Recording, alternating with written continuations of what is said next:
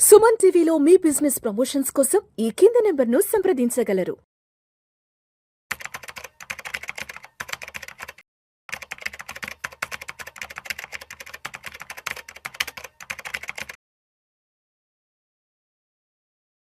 నమస్తే హర్ష.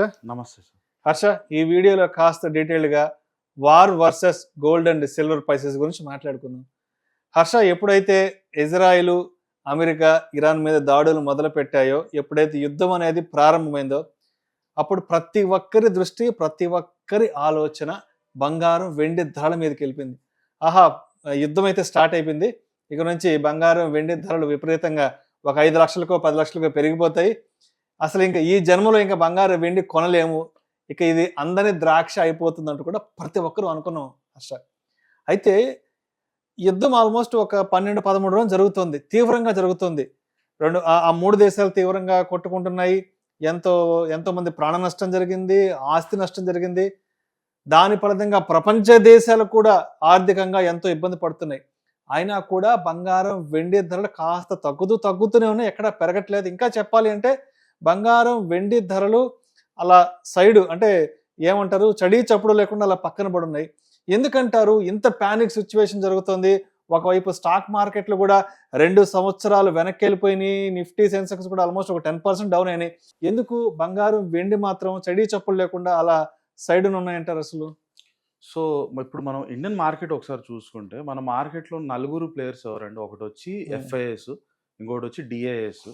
ఎఫ్ఐఎస్ అంటే అమెరికాలో కూర్చున్న పెద్ద ఇన్స్టిట్యూషన్స్, డిఐఎస్ అంటే ఇండియాలో కూర్చున్న మ్యూచువల్ ఫండ్స్, పెన్షన్ ఫండ్స్, ఈ పెద్ద పెద్ద ఇన్స్టిట్యూషన్స్. మూడోది వచ్చి ఆ కంపెనీ ప్రమోటర్ గ్రూప్లు, వాళ్ళ దగ్గర మ్యాక్సిమం షేర్స్ ఉంటాయి, కంపెనీ ఎవరైతే స్థాపించారో. నాలుగోది వచ్చి మనలాంటి రీటైల్ ఇన్వెస్టర్స్. ఇప్పుడు మన ఇండియన్ మార్కెట్లో మనం చూసుకుంటే, మన ప్రైజెస్ పైకి కిందకి మూవ్ అయ్యేది మనలాంటి వాళ్ళు కొనడం అమ్మడం వల్ల అని అనుకుంటున్నారా? రైట్. నార్మల్ రీటైల్ ఇన్వెస్టర్స్ మనం షేర్స్ కొని అమ్మడం వల్ల మార్కెట్ ఏమీ అసలు మార్కెట్కి ఎలా గీరినట్టు కూడా అనిపించదు. మార్కెట్లో స్టాక్ ప్రైసెస్ పైకి కిందకి మూవ్ అయ్యేది ఈ ఎఫ్ఐఎస్, డిఐఎస్ పెద్ద మొత్తంలో వాళ్ళ దగ్గర ఒక్కొక్క ట్రాన్సాక్షన్ 100 కోట్లు కొనడం అమ్మడం చేస్తారు కనుక అప్పుడు ప్రైసెస్ పైకి కిందకి మూవ్ అవుతాయి. రైట్. సో దీన్ని బట్టి మనకు అర్థమయ్యేది ఏంటి? అల్టిమేట్గా ఏదైనా వస్తువు మార్కెట్లో ఉండే వస్తువు ధర పైకి కిందకి మూవ్ అవ్వాలంటే ఎవరైనా పెద్దవాళ్ళు, బాగా డబ్బులు ఉండేవాళ్ళు, ఎక్కువ స్థాయిలో వాళ్ళు ఎక్కువ ఇన్వెస్ట్మెంట్తో పైకి కొనడం కానీ అమ్మడం కానీ చేస్తే అప్పుడు ప్రైజెస్ స్ట్రాంగ్గా పైకి కిందకి మూవ్ అవుతాయి. సేమ్ ఫిలాసఫీ గోల్డ్, సిల్వర్ కూడా అప్లై అవుతుంది. ఒక స్మాల్ మిస్కన్సెప్షన్ ఏంటంటే ఎక్కడ యుద్ధం వచ్చినా గోల్డ్, సిల్వర్ పెరిగిపోతుందని. అది అది అది నాట్ ట్రూ. ఎందుకు నాట్ ట్రూ అంటే, ఇప్పుడు మీరు చూసుకుంటే రష్యా ఉక్రెయిన్ వార్ జరిగింది 2022లో. ఆ టైంలో గోల్డ్, సిల్వర్ ఏం పెద్దగా ఏం అనుకోలేదు. గోల్డ్, సిల్వర్ గత 2 ఏళ్లలో ఇంత స్థాయిలో పెరగడానికి కారణం ఆ రష్యా ఉక్రెయిన్ వార్లో ఉంది. కానీ అది యుద్ధం కాదు కారణం ఎక్కడ వస్తుంది? ఆ యుద్ధం జరిగినప్పుడు రష్యా దగ్గర చాలా అమెరికన్ డాలర్లు ఉండింది. అమెరికాకు సంబంధించిన డాలర్లు 300 బిలియన్లు ఉండింది రష్యా దగ్గర. అంటే ఆల్మోస్ట్ లక్షల కోట్లలో. అన్ని లక్షల కోట్లు వాళ్ళ దగ్గర పెట్టుకొని ఉంటే రష్యా, అమెరికా వచ్చి రష్యా ఉక్రెయిన్ మీద యుద్ధం చేస్తుంది కదా, మేము దాన్ని ఒప్పుకోము, కాబట్టి రష్యా దగ్గర ఉండే డాలర్స్ అన్ని ఫ్రీజ్ చేసేయండి అని. అంటే రష్యా దగ్గర ఉండే డాలర్స్ ఇప్పటి నుంచి మార్కెట్లో చెల్లుబాటు కాదనేసి. ఓకే, అంటే మన నోట్ల రద్దులాగా చేశారు. రష్యా దగ్గర ఉండే డాలర్లు రద్దు చేశారు. ఓకే, దానివల్ల ఇంపాక్ట్ ఏంటి? దానివల్ల చాలా పెద్ద మ్యాసివ్ ఇంపాక్ట్ ప్రపంచం మొత్తం మీద ఉంటుంది. ఏంటది? ప్రపంచంలో ఉండే ప్రతి కంట్రీ కూడా రేపు అమెరికాకి నా మీద కోపం వస్తే నా దగ్గర ఉండే డాలర్లు మొత్తం రద్దు చేసేస్తానంటే అప్పుడు నేను ఏమైపోవాలను? ఇంకా అదంతా వేస్టే కదా, కరెన్సీ అంతా. రైట్. ఇది ప్రపంచంలో ప్రతి దేశానికి వస్తున్న పెద్ద క్వశ్చన్. ఓకే, ఇప్పుడు మనం ఇక్కడ ఇంకోటి అర్థం చేసుకుంటే, అమెరికాకి ఈరోజు ప్రపంచంలో ఉన్న అతిపెద్ద శత్రువు ఎవరు? చైనా. రైట్. అమెరికా ఉన్న పవర్ ని ధీటుగా కొడుతోంది ఈరోజు చైనా ఒక్కటే. సో చైనాకి అందరికంటే ఎక్కువగా ఇది ఇంపాక్ట్ చేసింది ఆ వార్త. రష్యా దగ్గర ఉండే డాలర్ని అమెరికా ఫ్రీజ్ చేస్తున్నానంటే అప్పుడు చైనా ఏం చేస్తుంది? ఇమ్మీడియట్ గా చైనా దగ్గర ఉండే డాలర్లు అన్ని తీసుకెళ్లి గోల్డ్ కొనేసుకుంటుంది. ఎందుకంటే నువ్వు డాలర్ రద్దు చేయొచ్చు కానీ నా గోల్డ్ రద్దు చేయలేరు.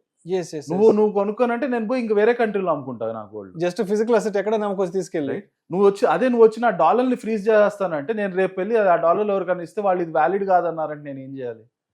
రైట్.